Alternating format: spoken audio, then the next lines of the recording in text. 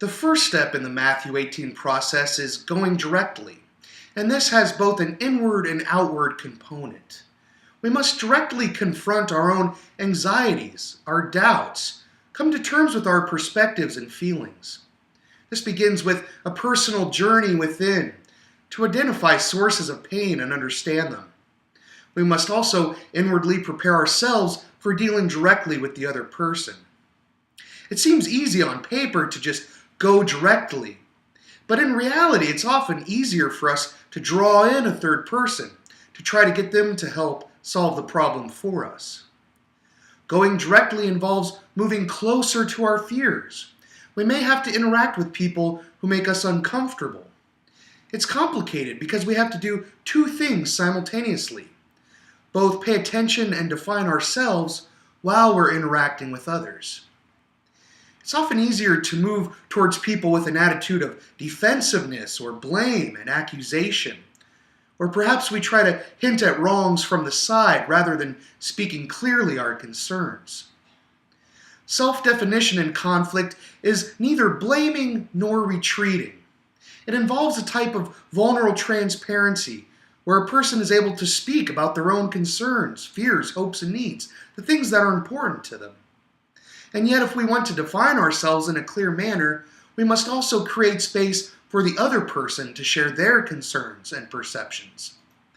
Richard Blackburn is the director of the Lombard Mennonite Peace Center, and he sees listening as something beyond just important. He says, "I see listening as a spiritual discipline." Listening to other human beings can be seen as a spiritual discipline that prepares us to hear the more quiet and more subtle voice of God.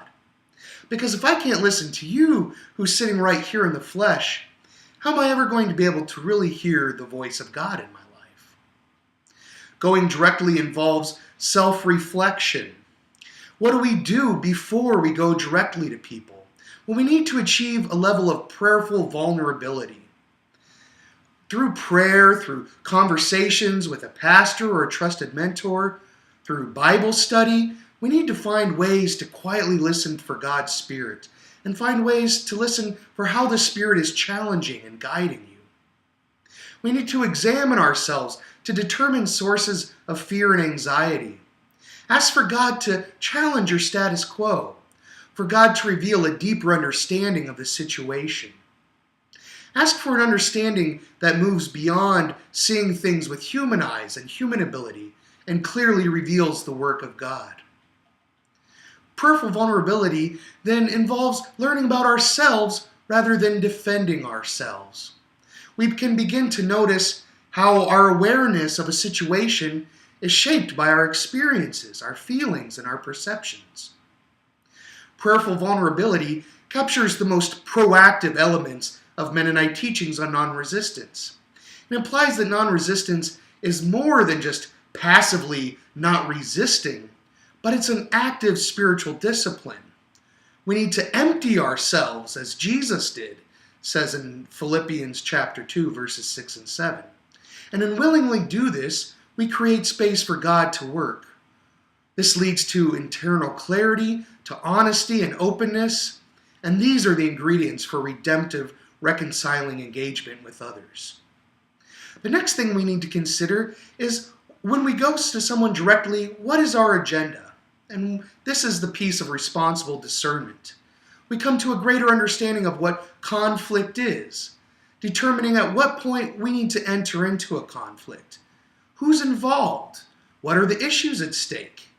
How are relationships being affected by the conflict?